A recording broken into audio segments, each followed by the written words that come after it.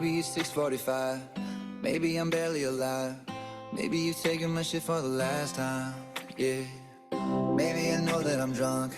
Maybe I know you're the one. Maybe I'm thinking it's better if you drive. Oh, 'cause girls like you run around with guys like me till sundown. When I come through, I need a girl like you, yeah. 'Cause girls like you run around with guys like me till sundown. When I come through, I need a girl like you, yeah, yeah. Girls like you love finding you, me do what I want. When I come through, I need a girl like you, yeah, yeah. Yeah, yeah, yeah, yeah, yeah. I need a girl like you, yeah, yeah. Yeah, yeah, yeah, yeah, yeah. I need a girl like you.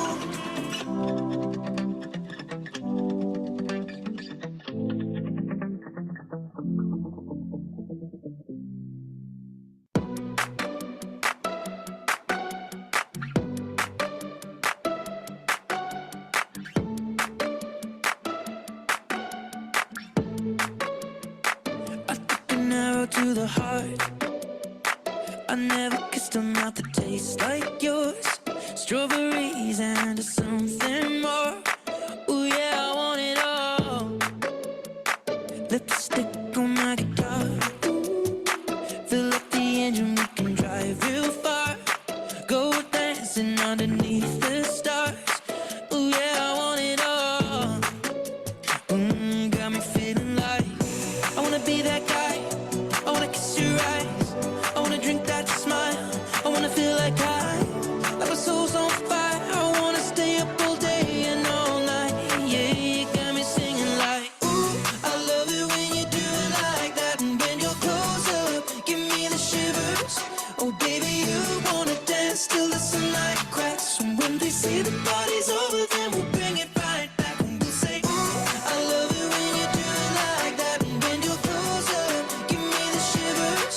Oh baby, you wanna dance till the sunlight cracks. And when they say the party's over, then we'll bring it right back into the car. On the backseat in the moonlit dark. Wrap me up between your legs and arms. Ooh, I can get enough. You know you could tear me apart. Put me back together and take my heart. I never thought that I could love this hard. Ooh, I Boa can get enough. noite. Boa noite. Sejam todos muito bem-vindos ao Conexão Einstein. Eu sou Juliana Freitas, gerente de pós-graduação assistencial aqui no Hospital Albert Einstein, e é um prazer estar aqui nesta noite para recebê-los e para dar as boas-vindas ao nosso evento. Nós temos hoje uma convidada especial, Camila, que já está conosco e que em breve vai iniciar a apresentação com vocês, mas eu não poderia deixar de passar e acolhê-los e contar um pouquinho do que a nossa instituição tem realizado na área do ensino, que é hoje talvez a área de interesse de todos vocês que estão aqui.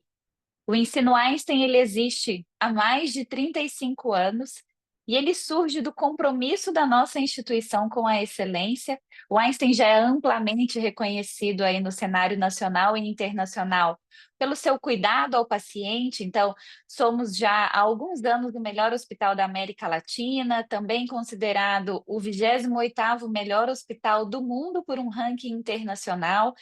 E é toda esta expertise e todas estas melhores práticas que a gente compartilha aí por meio do Ensino Einstein e as suas diversas atividades e eventos, como este evento que nós hoje fazemos com vocês. O ensino ele é já também uma referência no Brasil e na América Latina, e surgiu há 35 anos atrás, como eu mencionei, mas tem crescido a cada ano. Então, crescemos em produtos diferentes, crescemos também em números de alunos, em números de atividades, e já já eu conto um pouquinho mais disso para vocês. Mas acho que eu preciso dizer que talvez um grande segredo do sucesso do Ensino Einstein é que a gente acredita muito nesta relação entre docente e o aluno, e nós temos no nosso corpo docente profissionais de alto nível, que são referência nas suas áreas de atuação, que estão conosco na instituição, conhecem ali o nosso dia a dia e compartilham, muito além do conhecimento teórico, mas também esta sua vivência da prática.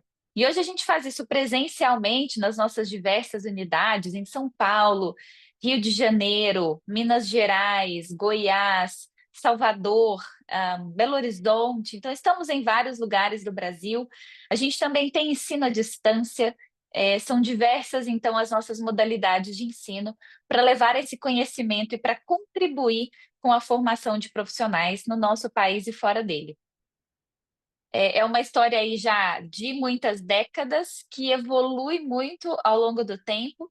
E eu acho que é muito importante a gente dizer, porque eu tenho certeza que temos enfermeiros aqui hoje, que o ensino Einstein começa com uma faculdade de enfermagem. Então, esta foi a primeira atividade ali desenvolvida. Hoje, nós já temos 7 cursos de graduação diferentes, mais de 100 títulos de pós-graduação, cursos de curta duração que acontecem o ano todo, dentre outras atividades. Se nós pensarmos em números de alunos e docentes, por ano, o Einstein recebe aproximadamente 60 mil alunos, e nós temos aí, acolhendo estes alunos e passando o seu conhecimento, quase 3 mil professores hoje. 15 categorias de produtos diferentes, mais de 50 mil alunos já formados na pós-graduação, que tem mais ou menos 20 anos de existência, e vocês vão conhecer hoje, talvez um dos nossos cursos que seja mais antigo e considerado um best-seller até hoje, que é a pós-graduação em dor. Os nossos alunos falam muito bem das experiências que tiveram conosco, e isso nos deixa felizes, orgulhosos, mas também com uma responsabilidade enorme de que esta seja a experiência de todos que passam por aqui. Então, mais ou menos 95% dos alunos que fizeram uma especialização conosco acreditam que ela colaborou para a conquista dos seus objetivos. 9 em cada 10 alunos avaliam o nosso corpo docente como ótimo, e nós temos aí 1/3 dos nossos alunos que afirmaram ter tido uma promoção ou um aumento salarial logo depois de iniciarem um curso conosco no Ensino Einstein. Eu mencionei anteriormente que já são mais de 15 tipos diferentes de produtos educacionais, e são eles que estão aqui na tela para que vocês tenham a dimensão hoje de tudo que o Einstein oferece no ensino. Então, são opções para todos os momentos da carreira. Para aqueles que estão lá ainda no ensino médio, a gente tem um ensino médio com uma formação técnica integrada. Para aqueles que procuram graduação, para aqueles que já se formaram e querem uma pós-graduação, para quem quer a vida acadêmica com mestrado, doutorado, para aqueles que estudam sempre, né, a educação ao longo da vida, a gente tem cursos de menor duração, imersões, aprimoramentos, então, opções para todos os momentos, de todos os profissionais. E é muito importante, neste evento, mas a gente costuma também falar desta nossa ferramenta de educação em todas as nossas oportunidades possíveis, que o Einstein tem uma academia digital e que nela nós disponibilizamos para o público em geral, de maneira gratuita, conteúdos da área da saúde, que são elaborados pelos nossos profissionais nos mais diversos formatos, para trazer atualidades, conteúdo de alta qualidade para toda a nossa população. Então, nós temos aí videocasts, podcasts, desafios, infográficos, protocolos institucionais, reuniões internas gravadas. São diversos tipos de conteúdo disponibilizados, e se vocês ainda não conhecem, não estão cadastrados, eu gostaria muito de convidá-los a se cadastrar no site academiadigital.einstein.br. Posso já assegurar a todos que é uma ferramenta valiosa para que vocês consigam aí incluir isto dentro do projeto de capacitação e de desenvolvimento de cada um de vocês.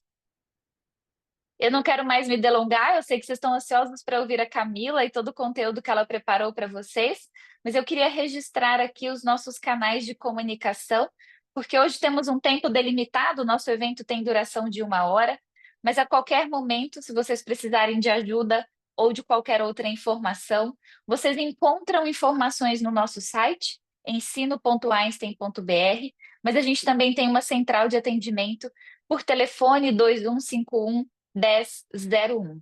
Nós estamos nas redes sociais como Faculdade Einstein, então quem ainda não nos segue, por favor, fiquem à vontade, vai ser um prazer ter vocês na nossa rede. Vocês poderão ali acompanhar tudo que o Ensino Einstein faz, tem feito, os nossos planos, os nossos projetos especiais.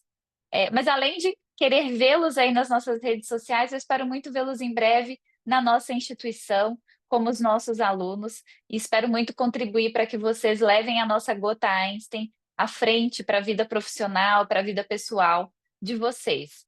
Então, eu encerro a minha fala aqui, desejo a todos um ótimo evento. Eu vou passar a palavra para a Camila para que ela se apresente e possa começar. Camila, muito obrigada pela parceria. Um bom evento para você. Obrigada, Juliana. Eu que agradeço a oportunidade de estar aqui. É sempre um prazer poder compartilhar com vocês um pouco da nossa experiência, né, com esses cursos de excelência Einstein.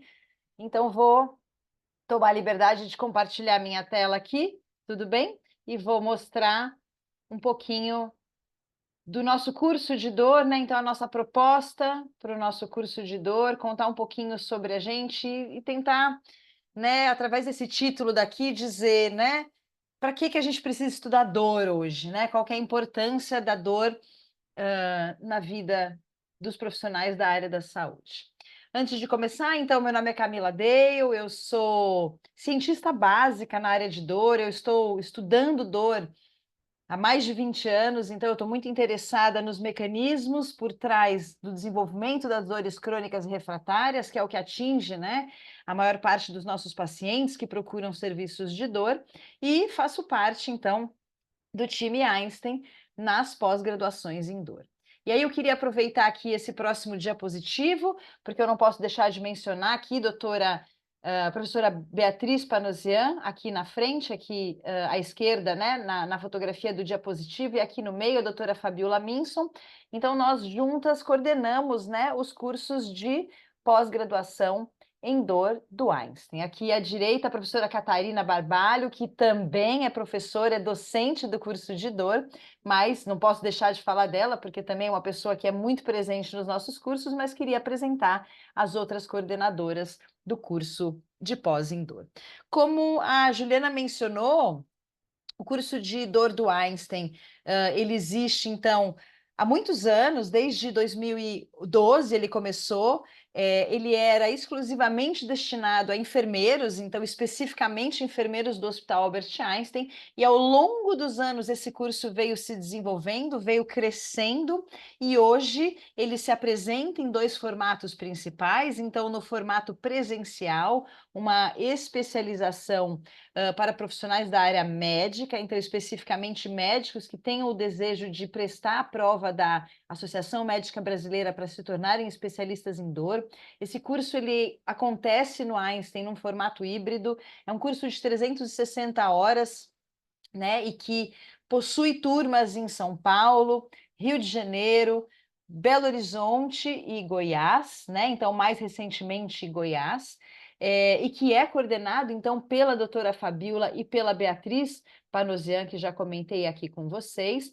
E nós temos hoje um curso EAD, então, um curso à distância, que é também uma especialização em dor, também um curso de 360 horas para as outras especialidades da saúde, né, que estão envolvidas no tratamento da dor, porque hoje a gente entende que o tratamento da dor ele é um tratamento multidisciplinar, interdisciplinar e multidisciplinar. O médico não consegue mais sozinho abordar esse paciente, nós compreendemos e entendemos a importância das outras especialidades, né, da área da saúde dentro do curso de dor, e é um curso oferecido, então, para fisioterapeutas, enfermeiros, terapeutas ocupacionais, psicólogos. Esse ano tivemos o início de alguns quiropratas, então, os educadores físicos, espero não ter esquecido de ninguém, então, os outros profissionais, né, da área da saúde que compõem esses times multidisciplinares na área de dor. Então, aqui eu queria mostrar algumas fotografias para vocês, então, desse time maravilhoso que compõe o ensino de dor no Hospital Albert Einstein, nessas duas especializações. Então, aqui a gente tem algumas professoras, Catarina, que já apareceu no slide, professora Alessandra e a professora Cris, que são preceptoras do estágio. O curso presencial para médicos, ele é um curso híbrido, mas ao final ele tem um estágio que é feito num hospital parceiro do Hospital Albert Einstein, para se fazer o treinamento, né, de atendimento em pacientes com dor. Então, elas são docentes e preceptoras desse curso. E aqui à direita e abaixo do diapositivo, eu e a doutora Fabiola, ano passado, revisamos, né, o manual de dor do Hospital Albert Einstein, que é também uma das literaturas sugeridas. Então, é um trabalho feito pelo Einstein, que é uma das literaturas sugeridas para esse curso de especialização em dor. Então, o curso presencial e o curso EAD, né, possuem algumas atividades práticas. O próprio curso EAD apresenta 2 encontros presenciais na unidade de São Paulo, onde os alunos têm a oportunidade de conhecer o espaço Einstein de atendimento. O curso médico, então, como eu comentei, né, os alunos têm a possibilidade de fazer um estágio com pacientes com dor, e o curso para não médicos, que a gente chama de não médicos, né, para as outras especialidades, ele tem uma parte prática que é feita com atores, então em um espaço organizado pelo Einstein, né, onde existe o treinamento de práticas de atendimento com pacientes com dor. Então aqui a gente está vendo um pouquinho dos alunos, turmas passadas que vêm passando, né, por esses cursos ao longo do ano, então fazendo aí atividades práticas em consultórios de fisioterapia, dentro do Hospital Santa Catarina, que é o hospital parceiro do Einstein, onde esses pacientes com dor são atendidos e os alunos têm essa possibilidade de fazer esse estágio. Turmas passadas, aqui no espaço da Faculdade Einstein, né, que é onde os alunos têm aula hoje. Então, aqui é a sala de aula e o espaço lindo que a gente tem lá no Hospital Albert Einstein. A nossa fotografia clássica, aqui alguns exemplos da nossa fotografia clássica com a estátua do Albert Einstein, visita ao consultório da doutora Fabiola Minson. Então, é um curso bastante rico, bastante interessante e que tem trazido ao longo dos anos, né, esse maior interesse que os profissionais da área da saúde têm pelo tratamento de dor. Então, aqui a gente está vendo de novo a doutora Fabiola, Alessandra, aqui Márcia Moretti, que é uma enfermeira especialista em dor, que fala muito de gerenciamento. Então, temos profissionais extremamente capacitados que fazem parte desses cursos, né, e que enriquecem aí o conhecimento dos nossos alunos que passam por nós ao longo dos anos. Bom, então por que vocês têm que estudar dor, né? Vamos falar um pouquinho do porquê que a gente precisa estudar dor, para quê? Para que estudar dor? Para que fazer o nosso curso de especialização em dor, né? Então, vamos tentar entender um pouquinho do que é dor, por que a gente precisa falar disso, ou qual a importância da gente falar de dor dentro da nossa sociedade atualmente. Quando a gente fala de dor, né, sobre dor, geralmente, né, para muitas pessoas, ela aparece de uma forma muito simplificada, então com uma fala muito simplificada, como um sintoma, né? Para a maior parte da população, eu digo que 92 a 95% da população mundial, a dor é um sintoma comum a muitas doenças, é um sintoma inespecífico, mas ele ajuda a gente a identificar uma doença, ou seja, ele é um sinal de alerta, né? É um sinal de alerta que faz parte dos nossos mecanismos de proteção básica de sobrevivência e que ajudam os indivíduos a se proteger contra danos teciduais, né? A dor, ela pode ser um sintoma recorrente, então ainda dentro, né, desse sistema de proteção básico do nosso organismo, ela pode ser um sintoma recorrente se a gente estiver falando de procedimentos cirúrgicos, se a gente puder falar de uma lesão, um entorse, uma lesão de um tecido, ela ainda é um sintoma, mas ela cessa quando o processo de regeneração desse tecido acontece, sintoma. A dor é um sintoma típico de algumas doenças e nos ajuda a observar ou a entender melhor essas doenças, como, por exemplo, uma enxaqueca e uma osteoartrite, em crises. No entanto, quando a dor se transforma em um sintoma persistente, ela passa a ser encarada como uma doença. Então, nós estamos muito interessados nessa dor como doença. Claro que no nosso curso a gente fala muito de dor aguda, porque o manejo adequado da dor aguda, hoje nós sabemos que é uma das melhores formas ou das principais formas de se controlar a dor crônica, uma vez que a literatura, né, a ciência hoje diz que toda dor crônica foi um dia uma dor aguda. Então, a dor aguda precisa ser bem manejada e precisa ser observada. No entanto, quando ela se transforma num sintoma persistente, nós temos aí a dor crônica, nós temos a doença dor e não mais o sintoma, né? Essa doença se apresenta de diferentes formas, coloquei aqui alguns pequenos exemplos, como as lombalgias. A maior parte das pessoas no mundo vão ter crises de lombalgias. Eu vou mostrar alguns dados importantes para vocês. As dores neuropáticas, a fibromialgia, as enxaquecas crônicas, temos muitos tipos, eu não vou entrar aqui em detalhes, mas só para a gente se lembrar que, nesses casos, a gente perde a questão de sintoma e o indivíduo passa a ter uma doença. Então, é importante que a gente aprenda e reconheça essa doença para poder melhor abordar e tratar os nossos pacientes. Ainda, além disso, a dor, ela tem um componente, então, durante muitos anos, né, nós observamos a dor, então, como esse sintoma persistente, discriminativo, sensorial, né, que fala um pouco sobre a forma como as pessoas relatam e sentem a dor, mas recentemente a Associação Mundial de Estudo da Dor revisou a definição de dor. Ops, não apareceu aqui completinha, mas eu vou falar para vocês. Revisou a definição de dor, descrevendo-a como uma experiência sensitiva e emocional desagradável, associada, perdão, ou semelhante àquela associada a uma lesão tecidual real ou potencial. Isso quer dizer o quê? Que a dor tem um componente afetivo, um componente psicossocial que é extremamente relevante, e a dor crônica acaba gerando um grande desgaste na vida do indivíduo, ela tem um impacto muito grande na vida do paciente que sofre de dor crônica, gerando uma grande perda da qualidade de vida. Então, independente do que a gente estiver falando, a dor é uma sensação, sempre desagradável.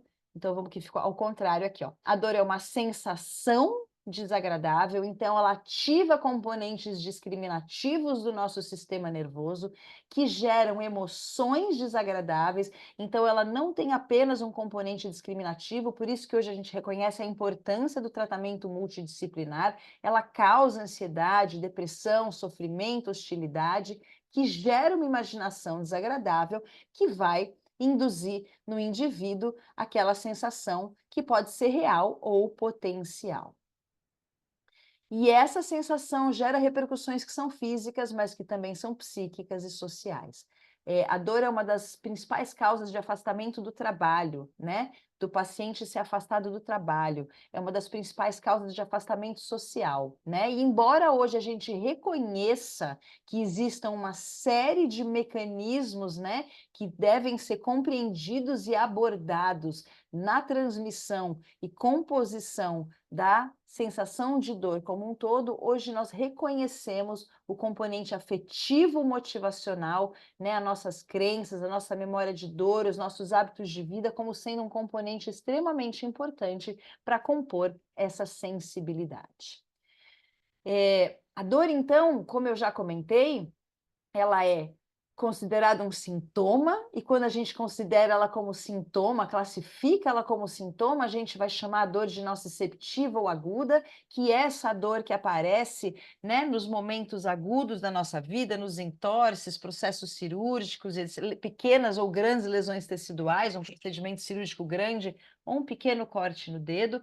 Ela ativa mecanismos fisiológicos, autonômicos, né, comportamentais no indivíduo, mas em alguns casos ela pode se tornar crônica, se transformando numa doença, como é o caso das dores neuropáticas, que a gente tem falado muito agora, por exemplo, as neuralgias herpéticas e pós-herpéticas, que tiveram um grande aumento de incidência após a pandemia da Covid-19, então a gente tem muito mais pessoas acometidas pelo herpes, que é muito comum na nossa população, uma vez que ou nós fomos vacinados, né, para catapora, porque é o mesmo vírus, ou nós temos catapora aqui no Brasil, então tem um aumento muito grande desses indivíduos, né? Além de outros exemplos, e as dores nociplásticas, que são bastante conhecidas da gente também, que são dores que aparecem sem que a gente saiba qual é a doença inicial, como é o caso da fibromialgia, como é o caso das dores pélvicas, disfunções temporomandibulares. Então, a gente tem aí uma série de questões e conceitos que são importantes da gente conhecer para melhor conhecer nossos pacientes, melhor abordar e melhor tratar esses indivíduos. Como eu comentei também, gente, a dor tem uma série de repercussões, porque ela é uma resposta fisiológica, discriminativa, mas ela ativa questões neuroendócrinas, autonômicas, reflexos hipotalâmicos, então ela mexe com os nossos hormônios catabólicos, aumenta o estresse do indivíduo, aumenta as reações de luta e fuga, então vai aumentar o medo, a depressão, a hostilidade. E uma vez que a gente tem um paciente com dor crônica, ou seja, que a gente não consegue controlar essa dor, esse paciente vai ter quase todas as funções do seu organismo afetadas, o que vai influenciar na sua mobilidade, mas também na mortalidade. Pacientes que sofrem com dor crônica têm um encurtamento da sua vida por uma grande perda da qualidade de vida. Então, hoje a gente reconhece de uma forma muito importante que dor vai além da transmissão sensorial. Ela envolve esse desenho aqui à esquerda do diapositivo, que é chamado de modelo biopsicossocial de dor, porque ela envolve aspectos que geram sofrimento e que vão gerar aquilo que a gente chama de comportamento doloroso. E essa dor, então, tem efeitos biológicos, né? Físicos e biológicos, mas uma série de efeitos psicológicos que alteram a vida de relação dos nossos pacientes. Hoje a gente também entende que as pessoas respondem de forma diferente à dor. Então a gente tem pessoas mais respondedoras e menos respondedoras, cérebros que respondem mais intensamente e cérebros que respondem menos intensamente à dor. E isso vai gerar, como eu já comentei, uma série de repercussões físicas, psíquicas, mas também sociais aos nossos pacientes. A dor crônica, a dor persistente, a dor refratária vai gerar anormalidades psicossociais como depressão e ansiedade, mas também pânico, raiva, deterioração de autoimagem, ela vai afetar o estado emocional e cognitivo, ela vai induzir anormalidades de sono, apetite, aumento de estresse, aumento de atividade simpática, então luta e fuga, o paciente com dor crônica está sempre na defensiva, síndrome metabólica, baixa imunidade, então a gente tem aí pacientes que são complexos e que precisam ser compreendidos para que a gente possa melhor tratá-los. Esse trabalho foi publicado na Lancet, então só para a gente ter uma ideia do impacto da dor na vida das pessoas, esse trabalho foi publicado na Lancet em 2017, é uma revisão que acontece mais ou menos a cada 5 anos, tá? É uma grande revisão, a Lancet é uma revista inglesa, com o mesmo impacto que a Nature, que é mais conhecida de todos nós, ela faz um levantamento de mais ou menos 30 anos para muitas doenças, então diferentes doenças, e ela quer saber a incidência global, regional e nacional, a prevalência e, mais importante, anos vivendo com, então essa palavra não tem muita tradução para o português, são years living with, então o tempo que a pessoa vive com 328 diferentes doenças, né, em diferentes países. Então ela quer mostrar o impacto das doenças no mundo, tá? Não vai dar para a gente ler, porque é um trabalho enorme, a ideia não era ler o slide mesmo, eu não coloquei um diapositivo assim, tão pequenininho a gente não consegue enxergar, mas a ideia é mostrar a complexidade do trabalho. Então ele faz esse levantamento de 30 anos, desde 1990, deve estar para sair um novo levantamento, mas em 2017, quando a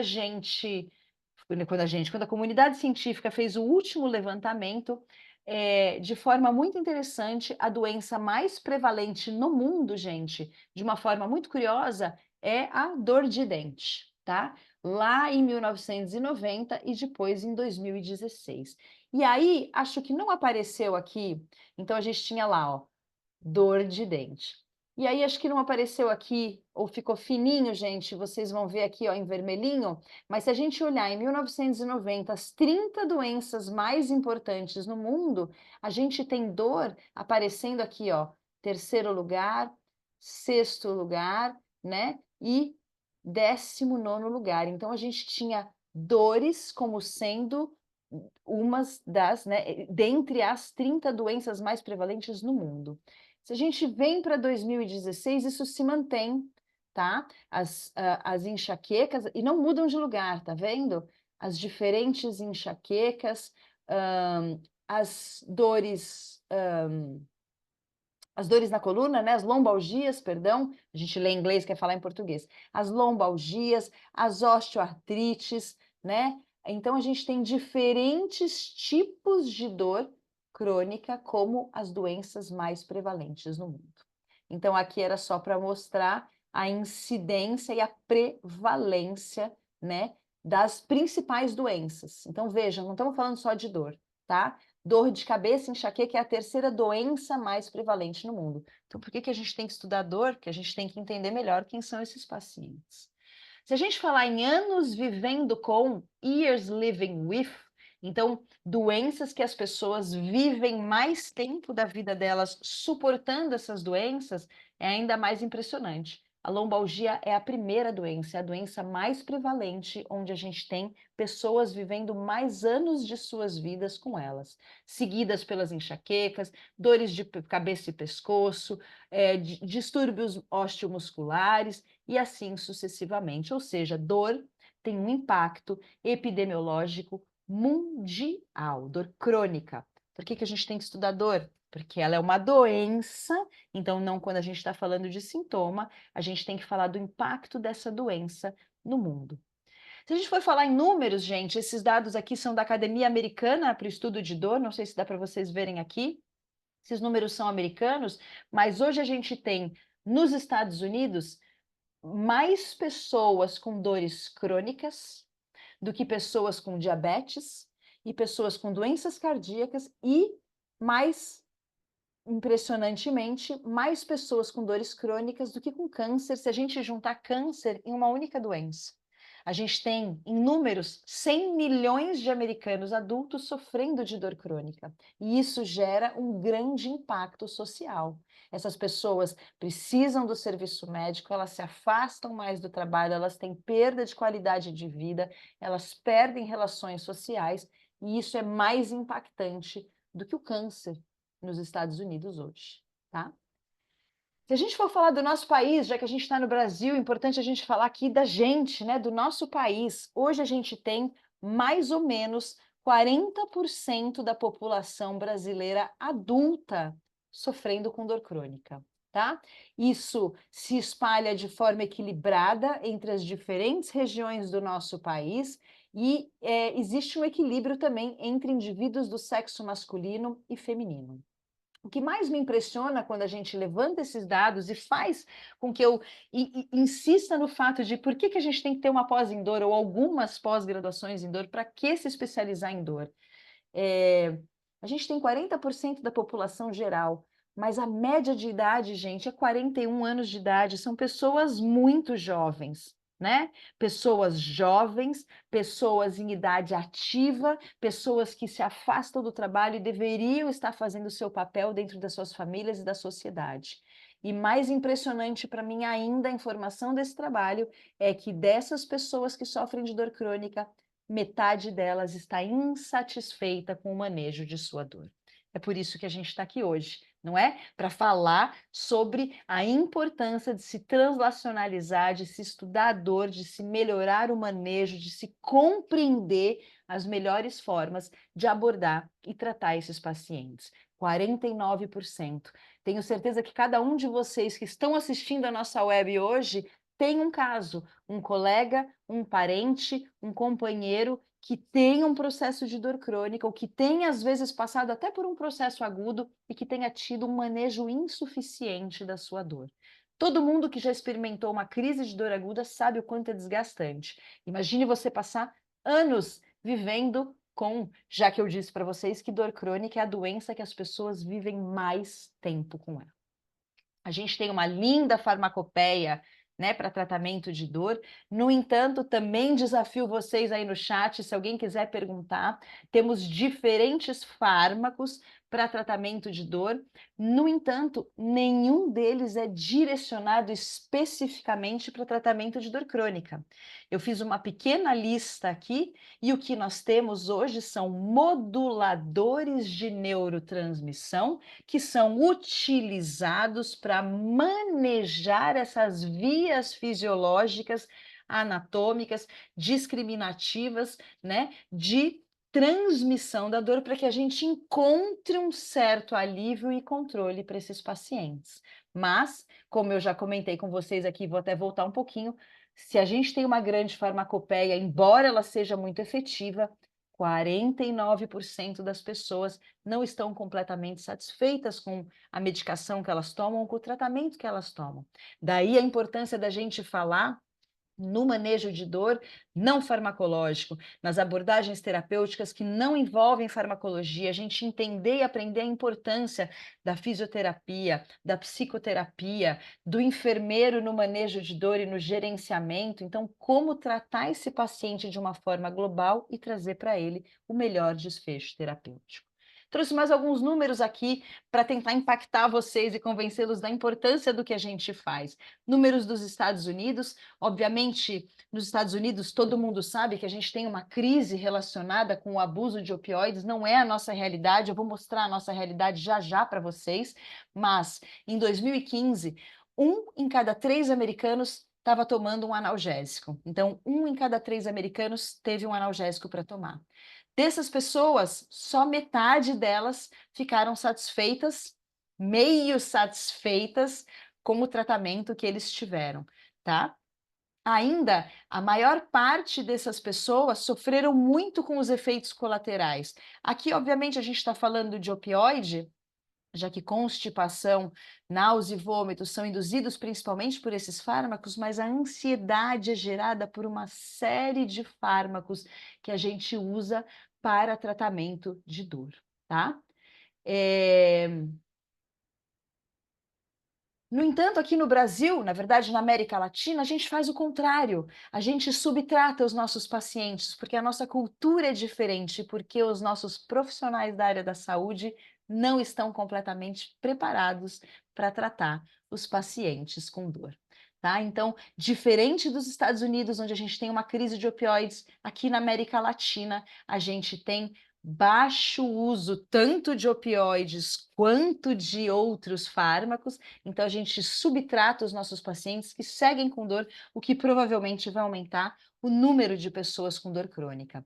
E o que faz com que a gente entenda que o estudo da dor, a especialização em dor e a melhor formação dos nossos profissionais da área da saúde sejam o melhor caminho para tratar esses pacientes daqui para frente, já que a população vai viver mais tempo e que são as doenças aí com as quais a gente mais vive. E aí, gente, eu já vou responder as perguntinhas de vocês. Eu queria mostrar mais 2 coisas antes. Essa aqui é a página do FDA. Então, o FDA é o Food and Drug Administration, que é o órgão regulamentador de medicamentos nos Estados Unidos. O FDA tem uma página aberta, a Anvisa não é igual, por isso que eu trouxe dos Estados Unidos novamente, tá? Que a Anvisa não é aberta assim para a gente, mas o FDA é aberto, você pode consultar o que tem de novo de medicação. E eu fiz essa consulta essa semana e a gente não tem fármacos novos, né, em desenvolvimento.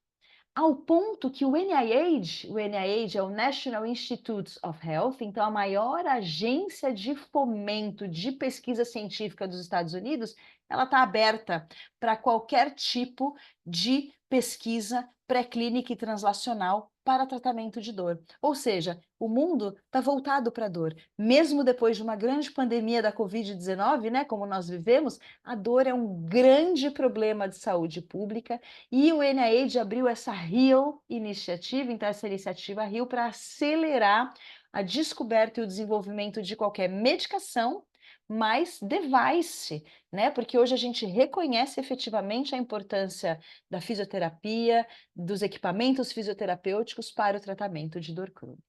Eu vou aqui responder algumas perguntinhas do chat, porque eu vi que o pessoal está aqui super colaborando.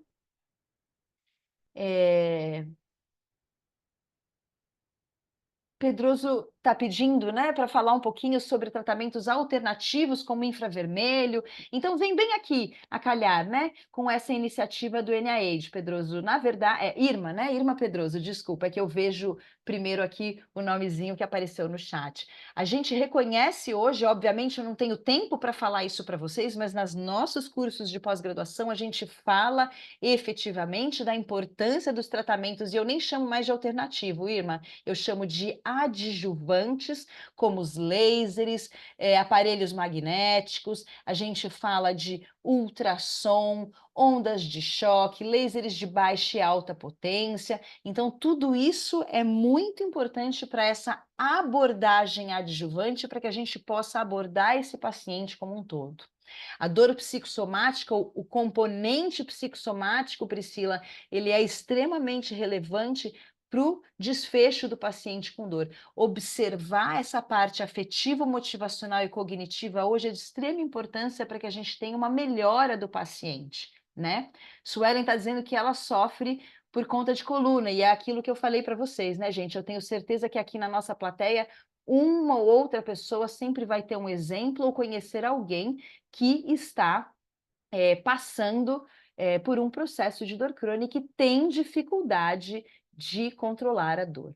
A Daiane pergunta sobre dor total. Para quem não sabe, gente, quando a gente fala de paciente com câncer, a gente traz esse conceito de dor total. O conceito de dor total, ele abrange exatamente isso que a gente está falando agora, além da sensibilidade, tudo aquilo que fica na parte afetiva motivacional do paciente, o medo de morrer, o medo de fazer o tratamento, né? Então, tudo isso precisa ser abordado para que o paciente tenha o melhor benefício.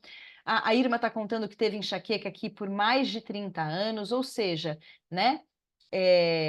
A gente consegue ver a importância e como isso está pertinho da gente e como a gente está aqui, ó, num momento relevante e importante de entender o porquê a gente precisa estudar a dor, né? É importante a gente estar dentro desses cursos que estudam a dor.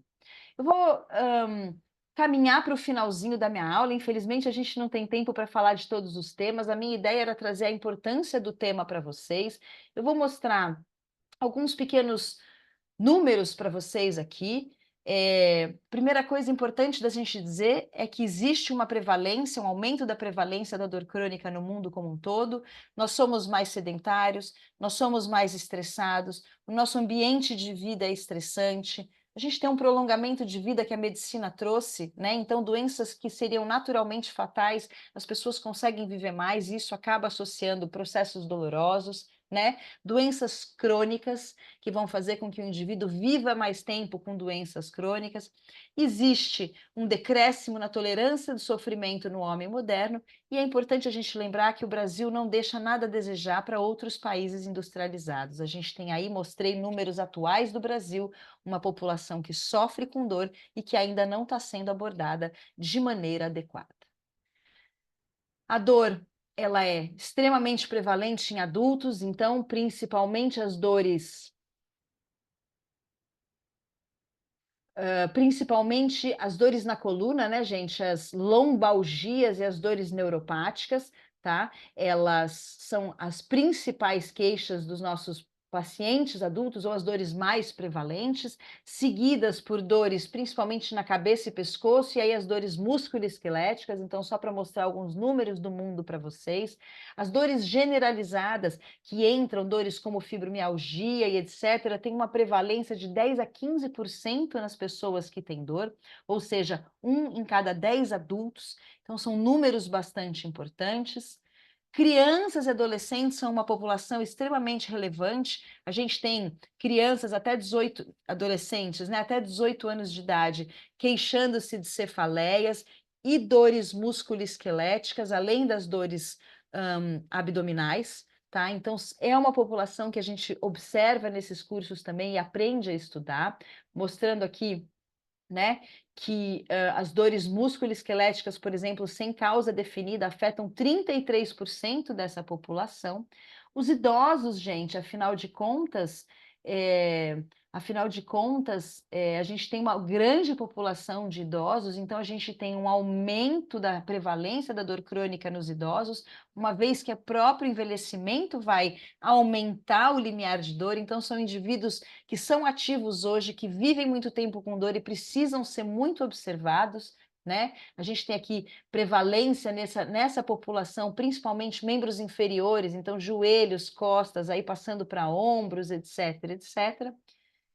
E isso fez com que em 2022, a Comunidade Mundial para o Estudo de Dor reconhecesse a dor como uma doença e tenha definido e decidido colocar a dor como um CID. Então, ela tem um registro, né, de doença, a dor é o CID-11, então desde 2022, vejam que é tudo muito recente, daí a importância da gente falar desse assunto. A dor foi incluída então, como um CID-11, a dor crônica, ela foi incluída como doença, para que o paciente no mundo, mas aqui no Brasil, né, possa ter acesso dentro do sistema de saúde, né, ao tratamento mais efetivo e mais adequado para a dor. Então, deixa eu ver o que a gente tem aqui no chat, gente. Eu estou me encaminhando para o final, porque a intenção não é passar do tempo. Exatamente, a dor vai fazer parte da nossa vida de alguma forma, né? Então, existe essa relevância da gente falar de dor na nossa sociedade como um todo. Dor hoje é reconhecida como uma doença pela Sociedade Mundial de Dor. Agora, no ano de 2025, vai sair a nova definição de dor neuropática. Então, a comunidade científica está unida para tentar entender quem são esses pacientes com dor neuropática, que é um dos principais alvos, né, de tratamento, os pacientes mais refratários que a gente tem hoje, mais difíceis de serem tratados, né? Wesley, existem fármacos para tratamento de enxaqueca, sim, a gente trata desse tema dentro das 2 pós de dor, então tem módulo só de enxaqueca para falar sobre isso, tanto de abordagens farmacológicas como não farmacológicas, porque a nossa ideia é que, entendendo a dor, a gente consiga aí melhorar a vida dos pacientes. Então, era isso que eu gostaria de falar para vocês, espero que tenha sido interessante e agradável a temática que eu trouxe. A ideia foi trazer justamente para vocês... A ideia foi justamente trazer para vocês um pouco dessa importância ou da relevância do tema, do porquê que a gente fala tanto de dor hoje, já que nós estamos em 2025, porque parece um tema que é tão simplificado, mas eu queria justamente trazer essa importância e relevância para vocês verem o quanto a dor tem uma relevância clínica, epidemiológica e que vai fazer, né, com que a vida dos nossos pacientes sejam afetadas de forma relevante e que eles precisem efetivamente cada vez mais de profissionais capacitados que os compreendam e sejam capazes de trazer a melhor abordagem terapêutica, o melhor desfecho de tratamento, a melhor discussão e educação sobre dor para os próprios pacientes, para que a gente possa controlar isso da melhor maneira possível. Então, gente, era isso que eu tinha para falar para vocês.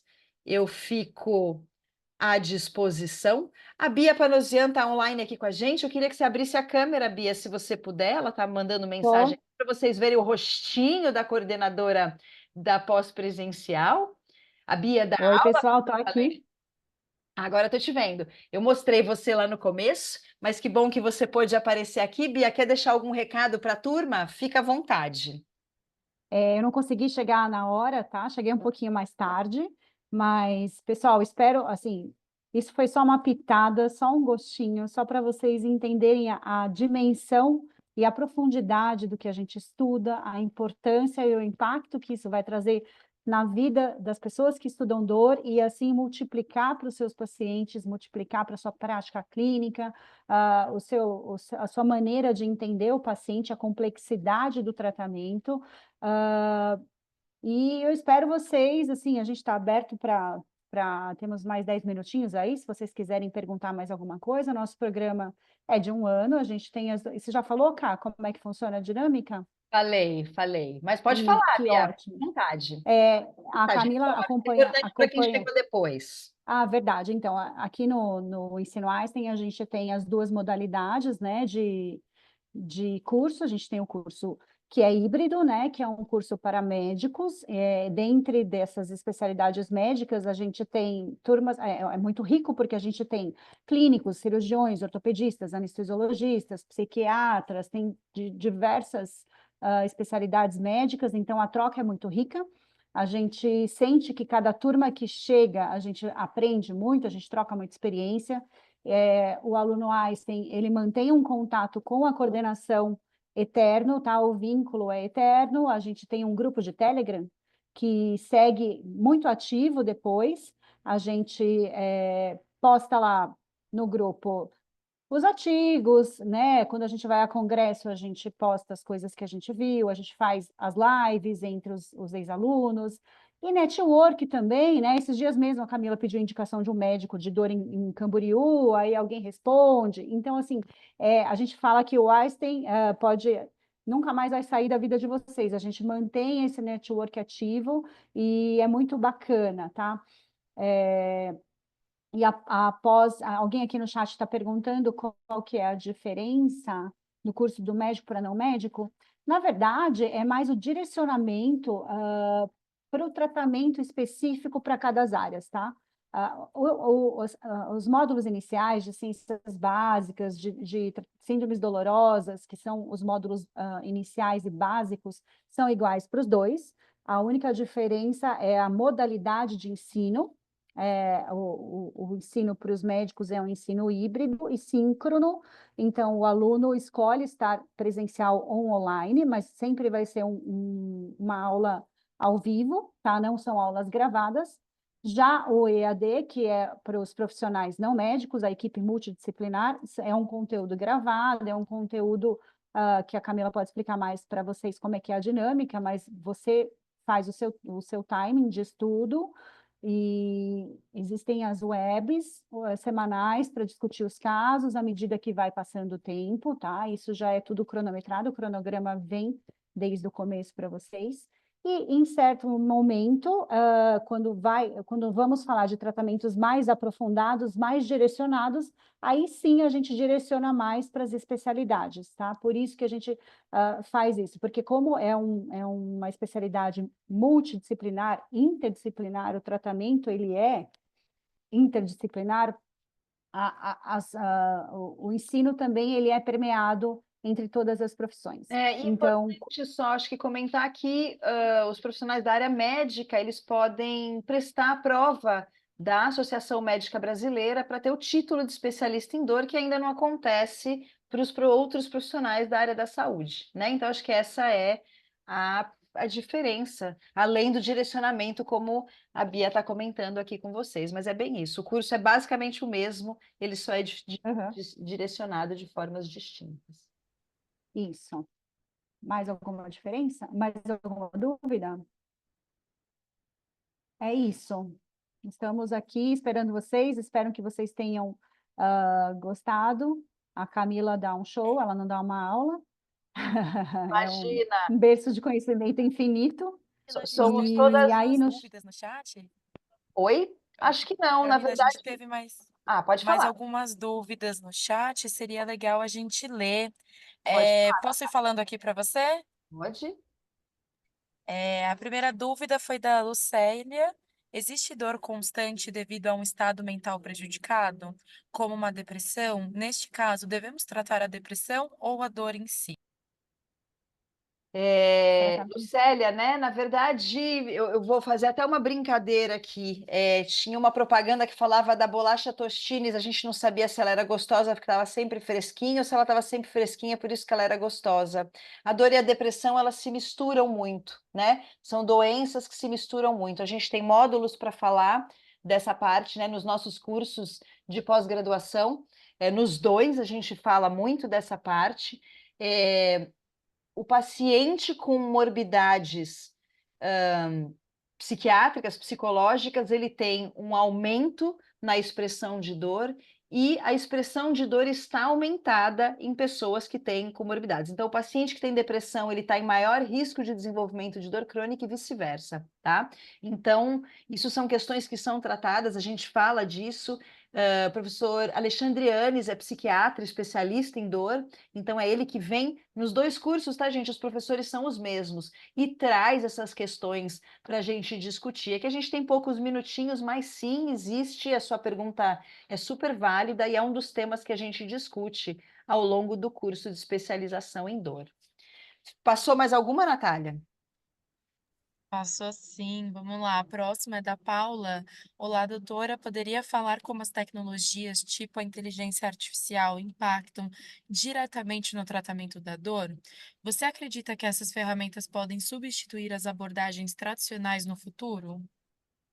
Eu acho que é difícil a gente falar em substituição, né, das abordagens tradicionais. O paciente com dor crônica, como eu já comentei, é um paciente que precisa de uma abordagem multidisciplinar. Bia, me corrija aí se achar que eu estou errada, mas a inteligência artificial ajuda muito, né, a fazer teleconsultas, então o paciente está distante, né? O clínico e o próprio fisioterapeuta eles estão mais próximos, a psicoterapia, então são ferramentas que têm ajudado muito a encurtar distâncias e melhorar, né, a abordagem que a gente tem com os nossos pacientes. Inclusive, em relação à Ótimo. adesão a tratamento, a gente também percebe isso, o paciente acaba aderindo mais, porque ele tem mais acesso, mais facilidade de contato com os profissionais. Então, é uma ferramenta muito útil, dentre outras coisas. Ótimo, obrigada, meninas. A terceira aqui tem só mais 2, tá? Poderia falar sobre o tratamento alternativo como infravermelho? Aparelhos magnéticos como colchões, palmilhas, cromoterapia, óleos essenciais. Essa eu acho que eu até respondi, Natália. Falei que a gente tem módulos, né, que falam de tratamento não farmacológico da dor, nas 2 pós, com certeza, e nós abordamos aí todas as, ou se não Práticas todas, né, integrativas, né? mas a maior parte das práticas, e ainda eu nem chamo mais de alternativa, Bia, eu gosto de chamar de adjuvante, porque eu acho que elas são tão importantes, né, quanto o tratamento farmacológico hoje. Então, a Eu gente disse integrativa, na verdade, a né? integrativa. Não, porque a Integrativa. pergunta do colega Falou. era práticas alternativas. Eu falo que eu já nem chamo mais de alternativa, para mim elas são adjuvantes. Mas a Perfeito. gente tem módulos para falar de integrativa, a gente fala de meditação, fala de florais, fala de massoterapia, isso, todas essas, né? Como eu comentei, laser de alta e baixa potência, ondas de choque, ondas magnéticas, etc. Tudo isso é válido, importante e é tratado nesse curso de dor. Perfeito. Acho que as outras você já respondeu, né? Então é isso. Se tiverem mais alguma dúvida, fiquem à vontade para mandar. A gente diz que não há profissional da saúde hoje em dia que não se beneficiaria do estudo da dor. Todo mundo se beneficiaria do estudo da dor. Desde o clínico geral até o psicólogo, até o fisioterapeuta, todos têm que ter esse olhar e esse estudo mais aprofundado, porque impacta muito na tua atividade, na tua rotina do dia a dia. O jeito que você conversa com o paciente, o jeito que você acolhe o paciente, o jeito que você vai olhar e vai conduzir o seu tratamento. Então, é um estudo complexo, mas é um estudo que é para todos os profissionais de saúde. Então, acho que a gente pode encerrar, né, Camila? Acho que sim. Acho que é Então, isso. tá bom. Então, eu gostaria de agradecer a Natália, gostaria, né, pela possibilidade de estarmos aqui falando um pouquinho do nosso curso de pós em dor. Queria agradecer a Juliana também, então, muito obrigada. E a gente espera, eu e Bia, que nós tenhamos aí atingido um pouquinho do coração de vocês e mostrado a importância que é a gente falar de dor, a gente se especializar em dor, para que a gente possa melhorar aí a vida de todos esses pacientes. Obrigada, gente. Uma boa noite. Obrigada, boa noite.